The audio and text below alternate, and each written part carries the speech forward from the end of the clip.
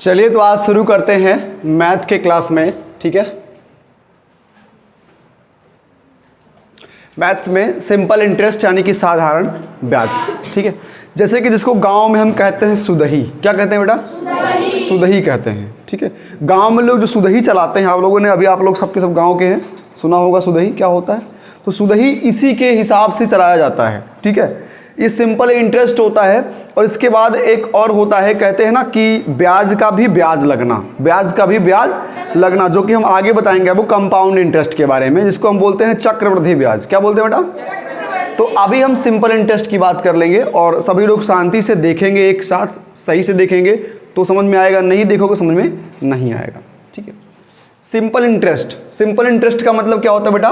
साधारण ब्याज। ठीक है, इसमें कई फार्मूले होते हैं, इन फार्मूलों को मैं पहले लिखवा देता हूँ। साधारण ब्याज बराबर, हिंदी और इंग्लिश दोनों में लिखवा दे रहा हूँ, ठीक है, समस्या नहीं होगी। पहले मैं हिंदी में लिख दे रहा हूँ, साधारण ब्याज बराबर, ऐसे हम लिख दे रहे हैं, कोई दिक्कत तो नहीं है ना। शॉर्ट फॉर्म में लिख दिया साधारण ब्याज। साधारण ब्याज बराबर क्या होता है? मूलधन गुणे दर गुणे समय, और इन सब के बटे में क्या लिख देंगे बेटा? 100। ये किसका फार्मूला हो गया? साधारण ब्याज का हो गया। ठीक है, अब अगर हमको मूलधन गायब हो गया है, मूलधन गायब हो गया और मूलधन खोजना है, मैं बिल्कुल अभी एकदम बिल्कुल सिंपल बेसिक टाइप में चल रहा हूँ। अगर मूलधन गायब हो गया है और मूलधन खोजना है, तब हम क्या करेंगे? यहाँ हम मूलधन का फार्मूला लिखेंगे। किसका? मूलधन का। इसका फार्मूला होता है बेटा साधारण ब्याज, साधारण ब्याज गुणे 100 बटे क्या हो जाएगा?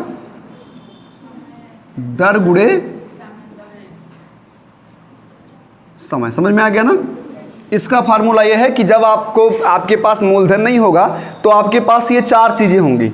साधारण ब्याज आपको पता होना चाहिए, आपको 100 से गुणा करवा देना उसमें, दर पता होना चाहिए, समय पता होना चाहिए। ठीक है, आगे जब जाएंगे तो और डीप में जाएंगे तो ऐसा क्वेश्चन आपके सामने ऐसे क्वेश्चन आ जाएंगे कि उसमें साधारण ब्याज भी गायब रहेगा, दर ही नहीं रहेगा, मूलधन का भी पता नहीं रहेगा, लेकिन पता लगाना होगा तो पता लगाया जाएगा। हो सकता है किसी में दर गायब हो, मूलधन का पता लगाना हो, तो पहले हम दर को खोजेंगे फिर मूलधन को खोजेंगे। ठीक है ना, इस तरह से होंगे। तो अभी मैं बेसिक पे चल रहा हूँ, सिर्फ अर्थमेटिक पे चल रहा हूँ, तो अभी मैं उस चीज़ को नहीं बताऊँगा। ठीक है ना, इसके बाद हम अगर दर गायब हो गया, क्या गायब हो गया? दर, दर नहीं है, दर कैसे खोजेंगे? तो दर बराबर लिख देंगे बेटा, दर बराबर लिख देंगे साधारण ब्याज गुणे 100 बटे मूलधन गुणे समय। ठीक है ना, ये हो जाएगा दर के बराबर। ठीक है ना, दर बराबर ये हो जाएगा। उसके बाद हमें अगर समय नहीं मिलेगा, समय नहीं है, क्वेश्चन में समय नहीं दिया है, समय हमको ज्ञात करना है, समय बताना है कि समय कितने समय में इतना ब्याज हो गया, तो हम समय ज्ञात करने के लिए क्या करेंगे? समय के लिए फार्मूला हम अगला लिखेंगे। समय बराबर होगा साधारण ब्याज गुणे 100 बटे क्या हो जाएगा? मूलधन गुणे दर। ठीक है ना, इसको मैंने हिंदी में लिख दिया। अब इसी का सेम मैं अंग्रेजी में लिख दे रहा हूँ। ठीक है, जिससे आप इसको नोट कर लें, समस्या ना हो। ठीक है ना, तो साधारण ब्याज को हम सिंपल इंटरेस्ट बोलते हैं। तो इसका यस उठा लेते हैं, इसका आई उठा लेते हैं, कोई दिक्कत? इसका यस, इसका आई, तो यहाँ लिख देंगे एस आई बराबर हो जाएगा, प्रिंसिपल का पी ले लो, दर यानी कि रेट का ले लो आर, और इसका ले लो टी, टाइम का क्या ले लो टी, अपान क्या लिख देंगे? 100, यानी कि S I into P R T. S I बराबर एस आई इक्वल टू क्या हो जाएगा? P into R into T, या पी आर टी आप लिख सकते हो। ठीक है, अपान 100। ठीक है ना, मूलधन में आप क्या कर लेंगे? मूलधन में क्या कर लेंगे? यानी कि आपको क्या खोजना है? प्रिंसिपल। तो आप क्या करेंगे? एस आई इंटू क्या लिख देंगे? 100, अपान में क्या लिख देंगे? दर, यानी कि हो जाएगा आर इंटू समय का क्या हो जाएगा? टी। एनी प्रॉब्लम बेटा? नहीं, इसको भी ढक लीजिए। अब आपको रेट का पता लगाना है, आर खोजना है। यहाँ पर एस आई इंटू क्या कर लेंगे? 100, अपान क्या लिख देंगे? यहाँ पर देखिए मूलधन का लिख देंगे पी इंटू क्या लिख देंगे? टी। ठीक है ना, पी मतलब क्या हो गया? प्रिंसिपल, टी मीन्स क्या हो गया?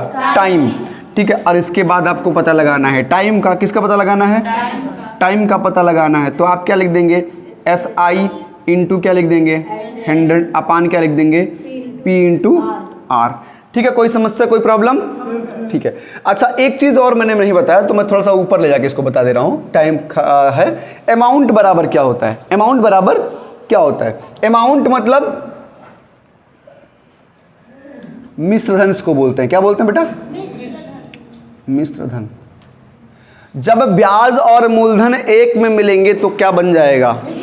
मिश्रधन। मिश्र का मतलब मिला हुआ है ना। तो इसमें देखिए ब्याज, पहले तो हम क्या लिखेंगे?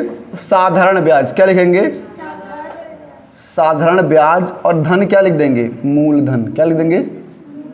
मूलधन। बराबर क्या हो जाएगा? मिश्रधन यानी कि SI प्लस क्या हो जाएगा? P। तो बराबर क्या हो जाएगा? A बराबर क्या हो जाएगा? SI plus P। ठीक है ना, समझ में आ गया?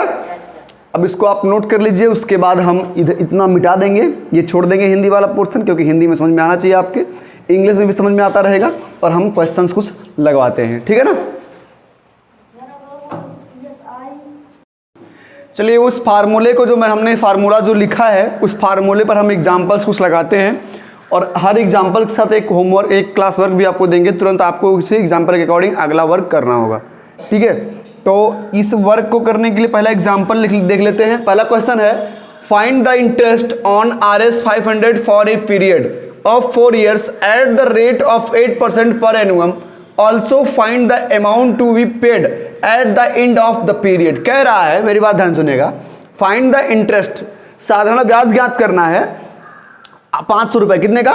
500 रुपए का, जो कि 4 साल के लिए दिया गया। कितने साल के लिए दिया गया? 4 साल के लिए 500 रुपया दिया गया है। और उस पर जो दर लगा है, जो ब्याज लगा है, जो रेट लगा है उसका, वो कितना है? 8% है। कितना है बेटा?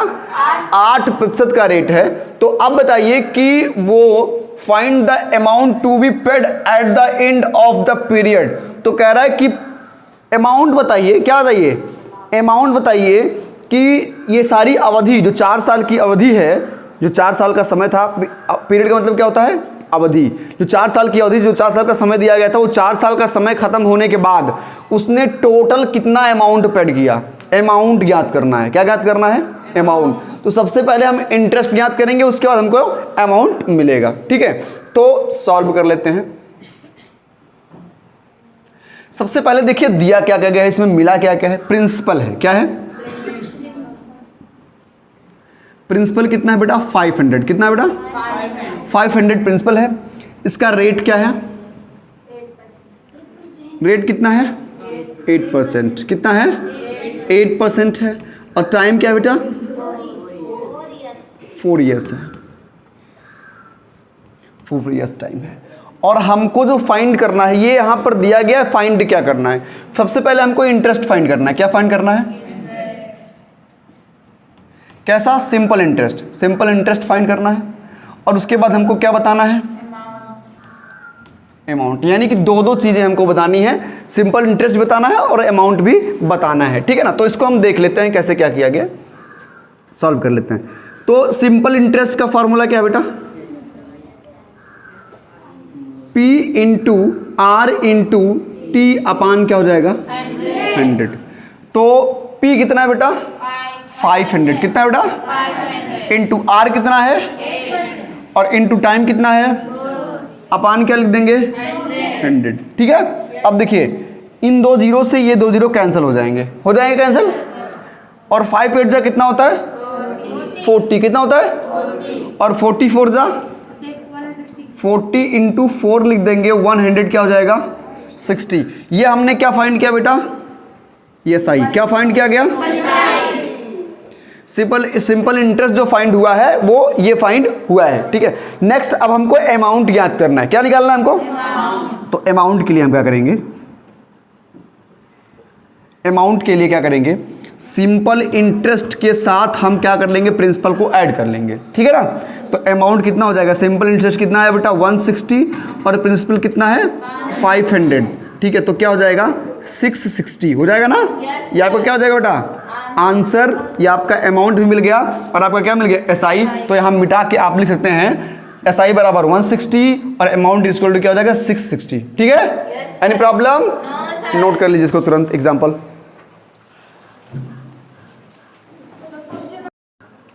तो इसके बाद वाला जो है टाइम तो है नहीं, ठीक है। तो ये और ये इसको हम कल बता देंगे, ठीक है। समझ में आ रहा है ना? हाँ, बैठ जाओ।